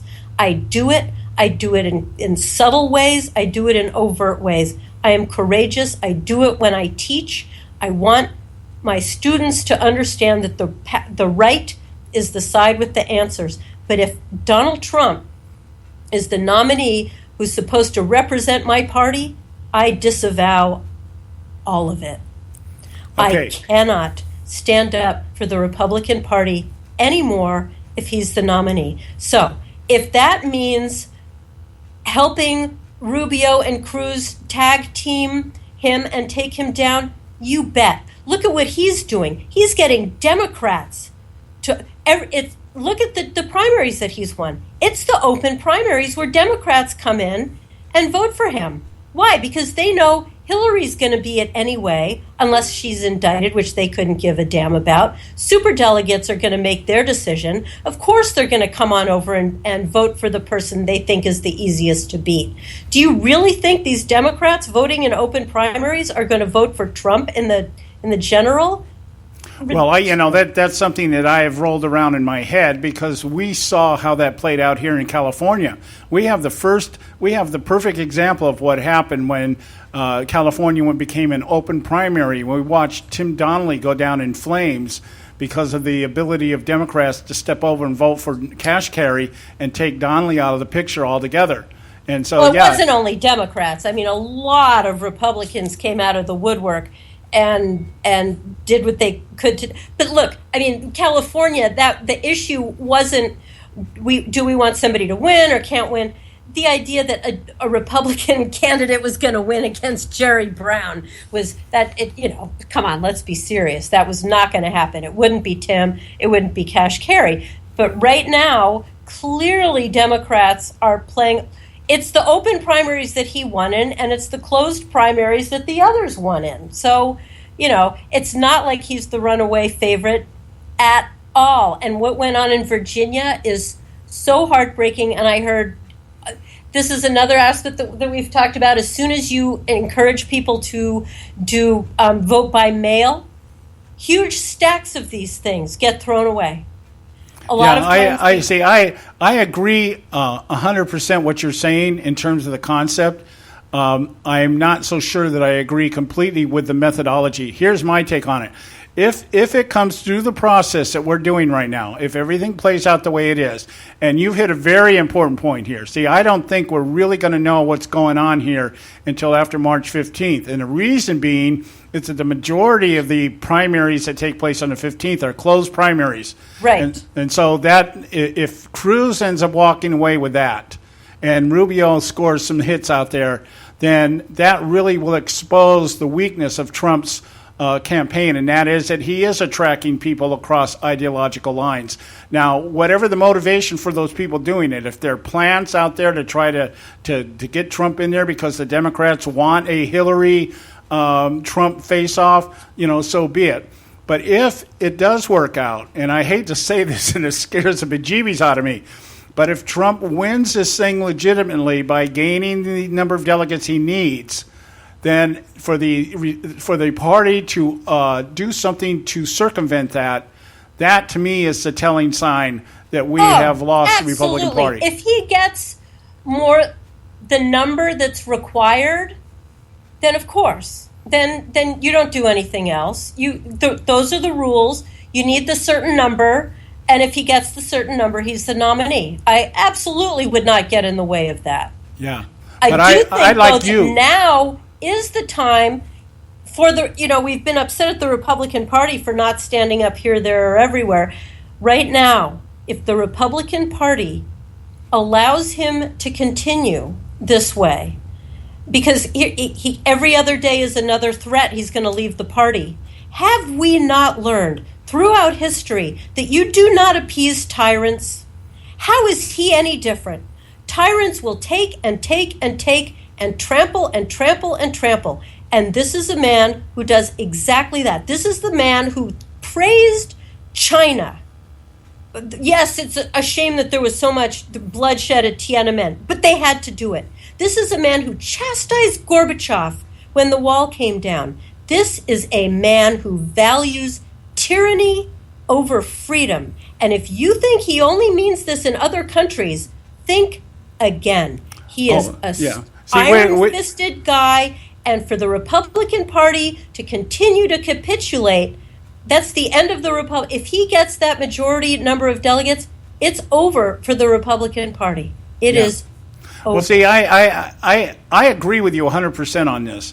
I think that a Trump nomination, and especially a Trump win, does nothing but bring us another Obama. This guy has the same personality traits. He seems just as narcissistic, just as ego-driven, and just as thin-skinned as Barack Obama. And he's going to come in here with this idea that everything is a deal.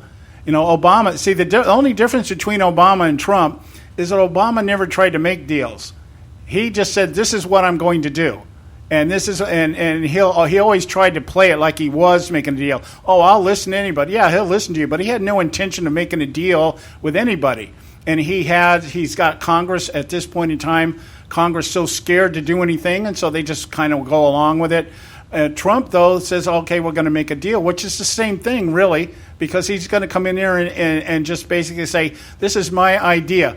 My thing is, and everybody I'm talking to that supports Trump, it's all about business. It's all about getting the economy back. And I said, well, what good is the economy if the moral fabric of the nation is gone?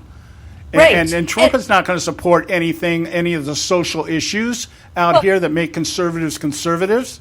And not only that, but the idea that a businessman understands economy is a real fallacy.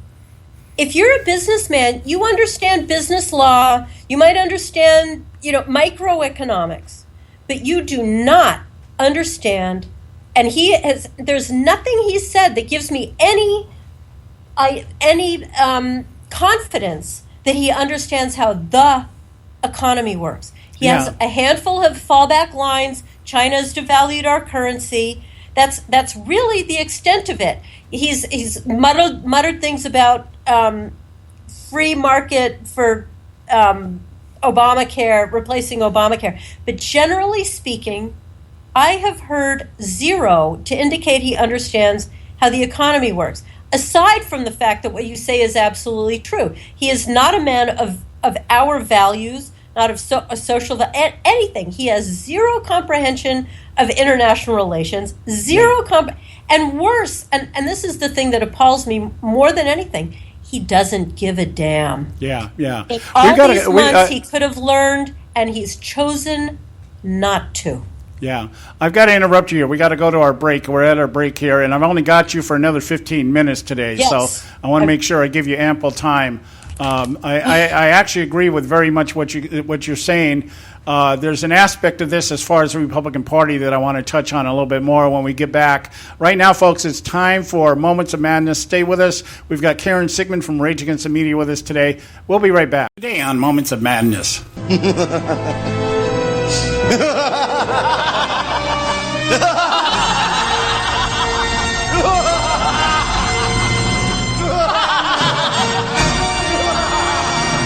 As the Trump campaign continues to wreak havoc, like a disgruntled elephant escaping the circus from its cruel ringmaster during the main event, the astonishment on display of the now decades-old GOP establishment, yes, it has been around that long, reminds me of Mel Brooks' 2005 film, The Producers.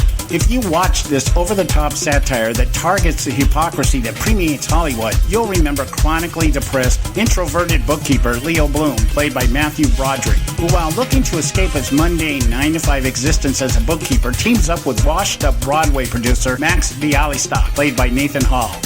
After determining during an audit of Bialystock's books the IRS seldom audit failed productions, the two set out to produce the worst play they can find in hope of embezzling the capital raised free from any lawful oversight. They choose a play entitled Springtime for Hitler, written by Nazi sympathizer Franz Liebken, played by Will Ferrell, who they also cast in the leading role of Hitler. Cross-dressing homosexual actor-director Roger Debris, played by Gary Beach, is enlisted to direct and also ends up playing Hitler due to Franz breaking his leg on opening night.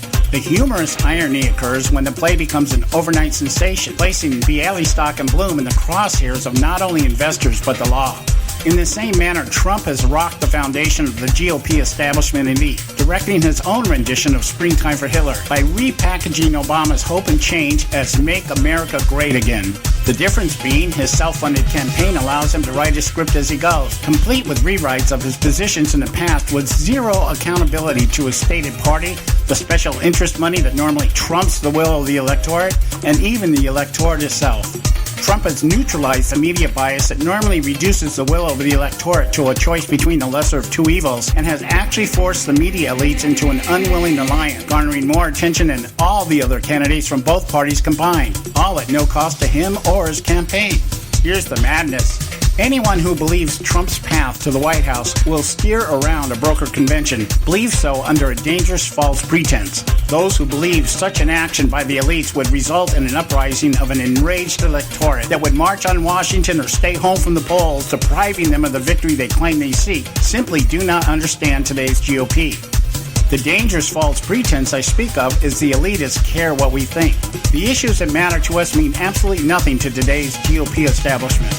The evidence is obvious to anyone that takes just a moment to observe what has happened over the last 7+ years under Obama. Today's GOP does not want to govern conservatively. In fact, they wish not to govern at all.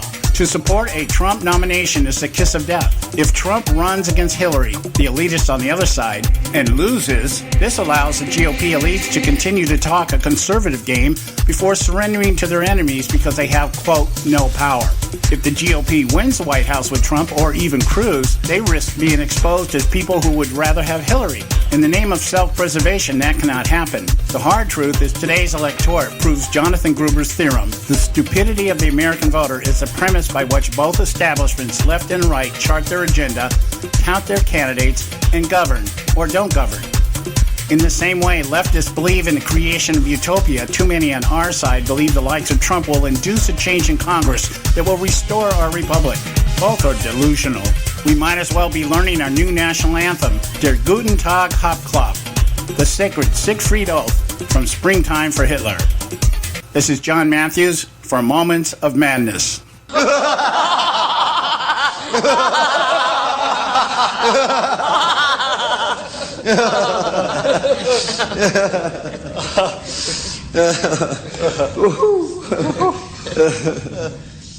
When our water heater broke down last month, it was a nightmare. It took 5 hours for the plumber to show up, and he charged us a couple of $100 just to come out. Then it cost another $1,800 to put in the new water heater. By the time it was all said and done, I felt like I'd been taken. But what else could I do? The smartest thing you can do is get a home warranty from American Residential Warranty. Their home warranties pay to repair or replace all your major appliances when they break, and they will break, and at the worst possible time. Call American Residential Warranty right now for free information on home warranties starting at just pennies a day. Don't wait for your refrigerator to stop running or your ceiling fans to stop turning. Call American Residential Warranty right now. Ask how you can save up to 50% on washer and dryer coverage. Just call 1-800-790-5960. That's 1-800-790-5960. Again, 1-800-790-5960. Call now.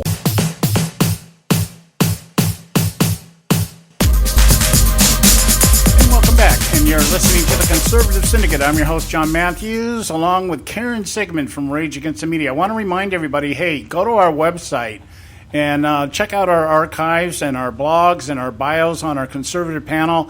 Go to the website, theconservativesyndicate.net, and you can find out whatever you want to know about the show. All right, Karen, let's kind of shift gears here because I've kind of been letting the Hillary Clinton stuff just kind of ride out there, not really whole lot interests me about it. You talk about the lesser of two evils. That's a perfect example of it. But this news yesterday that the people that had handled her private server at her residence have been granted immunity. I remember when they were at a hearing, they used the Fifth Amendment. They took the Fifth Amendment, which right away to me is always an indicator that there's something that they're afraid of. And now they've been granted immunity to testify, which means there certainly must be a grand jury that's going to be convened. And if that happens, that seems pretty likely that there's got to be some type of indictment handed out. If that happens, this whole thing goes really wacko, does it not? It sure does. Wouldn't that be amazing? Yeah, and you got to know that in the same way the Republican establishment does not want Trump, the Democrat establishment does not want Bernie Sanders. Right. And this is sort of the really scary thing. When they do bring in Biden, and it's Biden-Trump, all of a sudden this becomes, Biden is a lot more palatable to the anti-Trumpers than Hillary or Bernie will be. Yeah, I know. I've been hearing the other name I've been hearing out there is Bloomberg. Yeah, another possibility. Absolutely. So I'm curious. Let me just ask you. This is just we can only speculate about this stuff because I can't get my head around how somebody like the Clintons and Hillary in particular, Bill, I think just as doesn't really. He's kind of this laissez-faire guy. I don't really care. Hillary is just in so many ways to me just epitomizes everything that evil represents. This woman, I don't know what drives her. How do you think these people are able to get out in the public eye, knowing just before they come on into a fundraiser or the podium after a primary, knowing that on their way out somebody said, hey, by the way, they gave your guy immunity, he's going to be testifying, and still get in front of the camera, smile and wave and tell everybody how great they are? It takes a special kind of sociopath. I mean, doesn't that not exemplify just how depraved humanity can become? Yes, it does. And then the scary thought is, and this person may be sitting behind the desk of the most powerful country in the world. Everything to do with the Clintons is horrifying. Everything.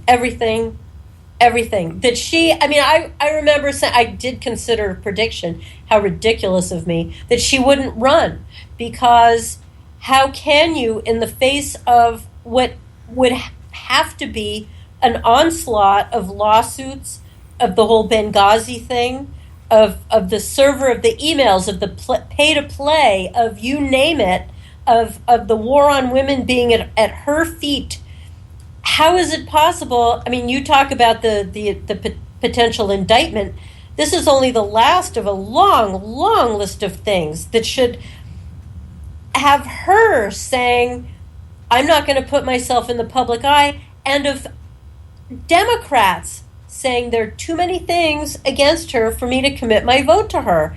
That she has the temerity, the guts, it's not guts, it's a sociopathic, it's a moral compass that doesn't exist. It's a absolute moralless, valueless, ego-driven, power-driven compulsiveness to stand up in front of rooms of people and speak convincingly and eloquently and clearly and directing her anger at the right. I mean, you listen to her and you think, if I didn't know any better, I'd think she's awesome. Oh, yeah. If I was a tourist in this country and I came into the country and I'm listening to this woman, I'd think, oh, wow. In fact, I experience it in our home, watching the Filipino channel and watching Philippine politics. And they're in their election cycle right now, too. And they have one guy who's running for vice president. They run on different tickets. They run the president, vice president are different. They don't run on a ticket, okay? So anyway, the guy that's vice president of the country now is running for president, but he's being indicted for corruption. And I didn't know this. And I'm listening to the guy on TV one night, and I'm going, wow, this guy's pretty sharp. I'm listening, he's talking, and wow, what a sharp guy. Because I'm not a big Aquino fan. So I'm thinking, yeah. And Lourdes tells me, he's being indicted. They're investigating him for corruption. I'm like, well, geez, he doesn't sound corrupt. Yep. And so if somebody coming in from the outside for the first time would hear Hillary Clinton, they think, wow, what a swell gal. Exactly right. And it's a different reality somehow that people are inhabiting. But I'll tell you, back to Trump, I listen to Trump, and if I knew nothing, I listen to him, listen to her hands down, because she is not a raving lunatic, and he's clearly a raving lunatic. Yeah. So how people can listen to him who's had zero substance. She has substance, it's wrong, but she comes across as having substance. He doesn't even pretend to have substance. Yeah. It is amazing. But then, see, I always keep coming back to my Gruber theorem, is that the people just don't want to see it, or just don't understand it, can't process it, because maybe it's just beyond that realm of reality. Nobody can be this wicked. Nobody can be this bad. Listen to Barack Obama talk, and you think, this guy, hey, man, I'd love to have a beer or smoke a joint or cut a line with him, whatever you're into. And yet, when you start seeing how the things play out, you're going, my God, what a bunch of evil cruds. Yep. It is amazing to me that people don't. And the only thing I can say, and I say this without really, I hate saying this kind of stuff, but it's the reality of the situation. Is that not a reflection on the majority or a vast number of American people in terms of their own morality? Yes. But these are people, and there's two things going on here. The Hillary supporters, yes. The Trump supporters, I really thought, these are people I knew, I was aligned with, I liked, I respected, I trusted, and day after day after day, I'm discovering they're not who I thought they were. And of course, they're feeling the same way about me. It is bizarre. Things that I had said about the left, specifically, if the truth were relevant to the left, there would be no left. This has been one of my tenets. I have to extend that to some on the right now, because Trump supporters can have zero interest in the truth. The truth is not what they're interested in, to the exact same extent that the truth is not what the left is interested. They have their agenda, That's all that matters. Truth be damned. And it is horrifying. This is why I've been paralyzed with Rage Against the Media. Completely paralyzed. And everything I say isn't true anymore. Everything that I've said about we value the truth, about the mainstream media versus our media, I don't believe a word of it anymore.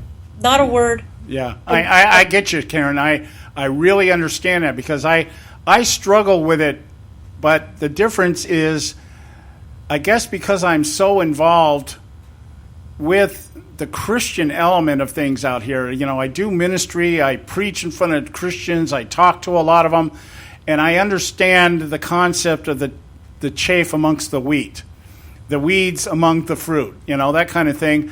And so you recognize it, and it really just comes down to one simple thing: it's deception. It's just that people are deceived either willfully or ignorantly. They're just deceived into believing that there's a reality out here that really doesn't exist, and they're not willing to look at the reality as it actually does, because that makes them they have to look too inward to do that. And they don't want to look inward. People want to be, we live in a country today, I was saying this yesterday, I've coined this new phrase, America, the land of the free stuff. That's what we've become. And so everything is all introspective, is what do I want, what do I need to make me feel good? Not what is reality, what do we need to retain our republic and keep our freedom and our prosperity. It's all about what can you give me today to make me feel better about who I am. Yeah. And that's the sad part of this. And so, I really believe we're at this place. This election is going to tell me, from a spiritual perspective, whether God has been listening and hearing our prayers, or he said, no, you guys are going to go through the tough stuff. I don't know. Yep. It's going to go one way or the other. I got to let you go because I know you said you're short on time today. I am. But thank you for having me. It was great as always. Great to talk to you. Congratulations on getting everything done. Find us at rageagainstthemedia.org, on Facebook, Rage Against the Media. Find me on Facebook, Karen Sigmund. I'm rabid out there. I'm just in a frenzy these days. Right. And don't be surprised if rageagainstthemedia.org freezes up on you because Karen just told us she's paralyzed. It's pretty bad. It's pretty bad right now. All right. All right, my dear. Thanks a lot. Yep. Bye. All right. Bye-bye. Okay, guys, we're going to go to our break. When we come back, we'll continue our dialogue here at the Conservative Syndicate. Don't go away. I got a lot more for you. We'll be right back. You can catch all our archives at theconservativesyndicate.net. The Conservative Syndicate. Real conservative talk from real conservatives. Prices are for base buildings only. May not be available in some areas. Attention business owners, do you want a stimulus package that really works? Before you spend thousands of dollars more than you should on your next building project, listen to this. General Steel has a stimulus package designed to help you save as much as half the cost of conventional construction on your next building. As much as half. That's right, General Steel can save you thousands of dollars with a pre-engineered steel building designed for your business or church. How about a 50 by 100 foot building for under $30,000? So don't pay thousands more than you should without calling General Steel first and save as much as half the cost and time of conventional construction. With the projected demand for steel in Japan and China, prices may be skyrocketing. 877-927-3360. 877-927-3360. 877-927-3360. Hey folks, if you're like me, you don't place a whole lot of trust in today's media for the real truth and facts regarding the volatile world of finance and politics. When I want the real scoop on money, I go to the most trusted source I know, my good friend and colleague, Bob Cardosa. Bob is a noted expert with a PhD in international finance who airs his nationally known, globally syndicated show, Robert Cardosa Live, daily, Monday through Friday from 4 to 6 p.m. Pacific Time. With Bob, you'll get the right information at the right time from someone who knows his business and can help you make the right decision concerning yours. Again, Bob airs daily, Monday through Friday from 4 to 6 p.m. Pacific Time. Visit his website at robertcardosalive.com for information regarding stations and topics. That's robertcardosalive.com. Check Bob out. You'll be glad you did.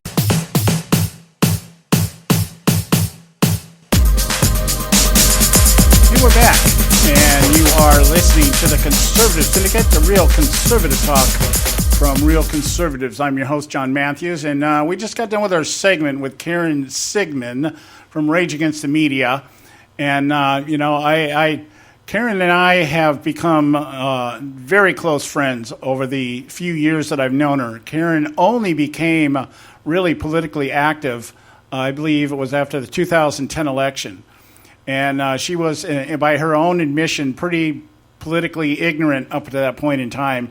She never really paid too much attention. She was a housewife of raising her kids, just doing what the average American does. But after the 2010 election, she realized that there was a lot of stuff going on in the media that was contributing to the death spiral that our nation is rapidly descending into. And she felt the need to get out there and do something about exposing the bias.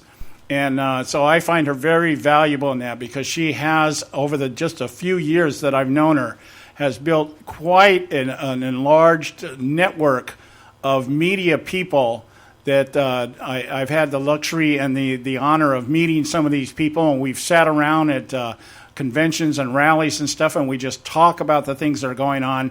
She's very valuable to me in that respect, and I really value her opinion on things and stuff. So I hope you got something out of what she's saying. The difference at this point is that she's a Rubio supporter and I am a Cruz supporter. So that's where we kind of split ways. But I went easy on her today. The last few times she's been on, we've kind of put her feet to the fire. So, but I hope you got something out of that. What's going on there. I think she very well explained what the strategy of the Republican Party is right now in terms of salvaging what they believe the Republican Party represents. And, I'm not in total agreement with that, but I understand it. One of the things I do on this show is even though I'm biased in my own views, I do not try to discount the average American and what they know, as long as they can articulate to me why they believe what they believe. I don't have to agree with it, but I'll always honor somebody that can articulate their beliefs. And that that's actually the way they think, and it's not something that they're being told. And Karen is one of those people.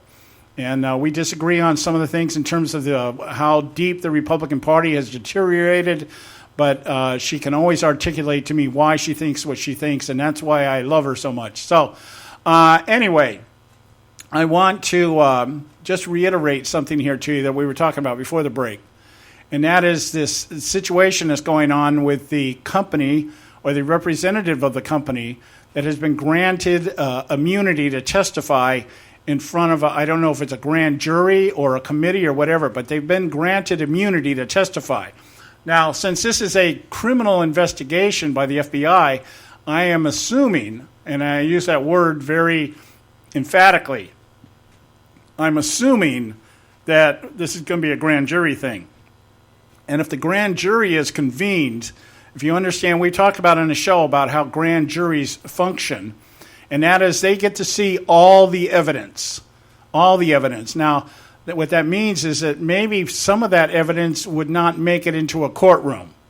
They would say, well, it's insufficient evidence or it's circumstantial evidence or whatever, but they get presented everything. And then the determination is made whether charges should be brought. And then at that point in time, when you go into a courtroom, the attorneys argue what is presentable evidence and what is not. And so the fact that we're at this point, that the FBI has admitted they are conducting an investigation, not even necessarily about security breaches. The email situation has expanded beyond just security breaches. The compromise of national security issues into one of political corruption. And that is probably what is going to be the slant and the angle of any hearing or anything that's going on here, is that was this server that Hillary set up in her house, it maybe not set up for the purpose of translating or transmitting classified information. Maybe that was not the intent. Maybe the intent was to be able to keep correspondence dealing with the Clinton Foundation and her position as Secretary of State and exerting her influence as Secretary of State for personal gain and putting money or laundering money through the Clinton Foundation. That is political corruption, and I think that is the avenue that the FBI is actually pursuing, much more than the security breach. Because if it was a security breach by now, she'd been indicted, and she'd be sitting, she'd be sitting there sharing Starbucks with General David Petraeus right now, who did a lot less and paid a much heavier price. So it seems to me the issue is not so much in the minds of the FBI as security compromises as it is political corruption, the use of her position as Secretary of State to influence and to bring money in and launder it through the Clinton Foundation. And I think that's what this is going to be about. I think this is what is going to come out as the purpose of this private server that she kept in her home. The idea that she could transmit information back and forth outside of the eyes of the public sphere and government oversight in terms of how she was going to cut deals with these entities out there that were contributing millions of dollars to the Clinton Foundation. The one that comes to my mind is the one up in Canada. The guy that I forget his name, Frank something or other, had set up a shell company up in Canada through which money was being filtered or tendered into from Russia in order to buy uranium from uranium mines down in Colorado and being shipped up to Canada and then being shipped over to Russia. See, that's the kind of stuff I think the FBI is looking at, not whether or not something was marked classified or not. If that was the case, she'd already be indicted. 1,800 pages of emails, or 1,800 emails so far that they found should have been marked classified or were classified, or the information was born classified, meaning it was classified whether it was marked or not.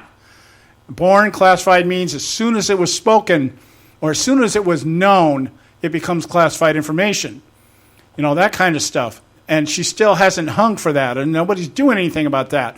That is not the situation, and that's probably being avoided. Why? Because that would then draw in Barack Obama. That would draw in the Obama administration, and everybody's going to do everything they can to protect that so-called quote-unquote legacy. So this situation with Clinton looks like the avenue of political corruption must be or might be what the FBI is pursuing right now. And if this guy says, the purpose of the server was to be able to allow her to transfer information regarding the Clinton Foundation and the deal she was making as Secretary of State, then she's in some major problems. She's going to have a major problem with this because the FBI, the head of the FBI, I think his name is Cromley, this guy is a hardcore non-bureaucrat. This is a guy who plays by the book, and he's worried about the FBI's reputation. If they don't do something, the FBI will be the one that suffers, not Hillary Clinton. She'll just put on another coat of Teflon, and nothing will come of it. But so it's going to be interesting to see how this plays, and that's going to throw the election process for the Democrats into total chaos. Of course, they have the superdelegates. They can designate those superdelegates, and it would be a perfect scenario for them to say, well, you know what, all these delegates that were given through the primary, which is really only a third of what the superdelegates make up, then, you know what, we'll just discount them because of what's going on right now with Hillary. She's being indicted, boom, she's out the door. But the superdelegates now would become the way that the Democrats would say, okay, we're going to throw all you guys in a room, and we're going to figure out who our nominee is going to be. Now you bring back in somebody like Joe Biden or Mike Bloomberg or whoever they end up pulling up, maybe a dark horse like Julian Castro, the housing guy, the HUD guy right now, and who's actually being floated out there as a VP candidate, possible VP candidate, because he would counter a Cruz or a Rubio win on the other side. He would draw that. He's also, I don't think he's Cuban. I think he's Puerto Rican. No, he's Cuban. Okay, he's Cuban too. So that would counter that, to bring Rubio on or Castro on there. And it would counter a Rubio or a Cruz place on the ticket one way or the other. So it's going to be interesting to see how this plays out, and if it plays out. Because if it doesn't, then people are going to be in a bad mood about yet another Clinton scandal just being tossed to the side for the purpose of protecting somebody else. Anyway, it's time for us to go. We'll be off. We'll be back on the air tomorrow out here in the West Coast, 3 o'clock, East Coast, 6 o'clock, and we've got a whole lot more for you. So thanks for listening, and we'll talk to you tomorrow. God bless. Thanks for tuning in to this edition of the Conservative Syndicate, the globally syndicated, politically incorrect talk show that seeks to tear down the imaginary wall of separation between church and state. We want to make you aware you can find and access all of our show archives at our website, theconservativesyndicate.net, as well as our broadcast stations and times. That's the conservativesyndicate.net. We so appreciate you taking time to tune in, and we so look forward to continuing to bring you the best and uncompromised talk radio available on the net today. And remember, folks, it doesn't matter how many times you get knocked down in life. It only matters how many times you get up. I'm John Matthews, signing off until next time, right here on the Conservative Syndicate. God bless you, and may God continue to bless America.